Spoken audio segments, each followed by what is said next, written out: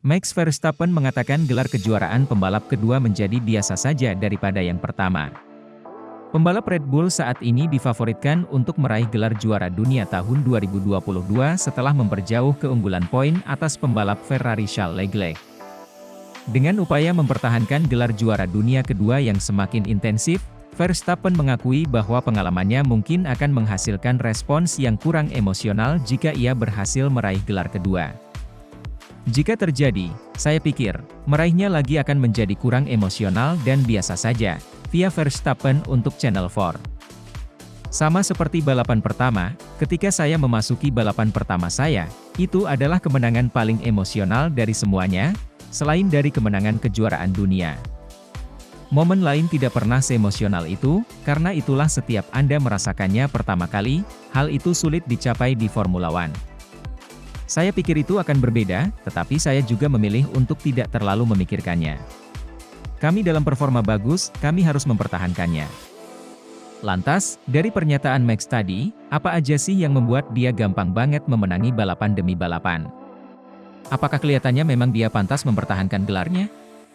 Dan apa aja sih yang membuat itu sangat mudah?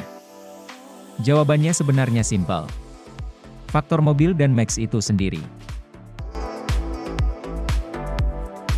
Salah satu ciri yang lebih menarik dari perebutan gelar tahun ini, adalah perubahan performa antara Ferrari dan Red Bull dari sirkuit ke sirkuit, tetapi tidak pernah berbeda sejauh itu semenjak putaran kedua musim. Perbedaan di Spa sangat mencolok, dengan Verstappen lolos 0,7 detik dari Ferrari.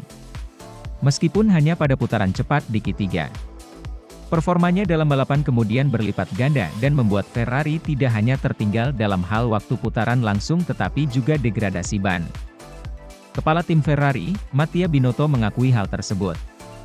Saya pikir ada perbedaan nyata antara kami dan Red Bull. Red Bull adalah mobil yang lebih cepat dibandingkan dengan apa yang kami dapatkan dalam hal efisiensi, karena Anda memerlukan efisiensi dari segi aerodinamis dan mesin, tetapi juga memiliki degradasi ban yang perlu kami perhatikan. Mereka hanya lebih cepat dari kita. Apa yang saya harapkan adalah bahwa yang kita lihat balapan sebelumnya tidak akan kita lihat di balapan berikutnya. Dalam konteks ini, ketika Binotto mengatakan, efisiensi, mengacu pada jumlah downforce yang dapat dihasilkan mobil sambil meminimalkan tingkat drag. Ini adalah trade-off utama di sirkuit manapun. Bahkan lebih penting di Spa di trek panjang, di mana downforce sangat penting untuk tikungan berkecepatan tinggi.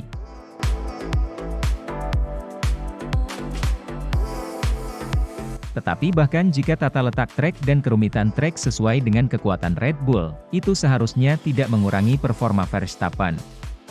Seperti halnya dalam perjalanannya menuju kemenangan dari urutan ke-10 di grid di Hungaria sebelum liburan musim panas, ia mengukur tingkat agresinya dengan sempurna, saat ia memenangkan balapan itu.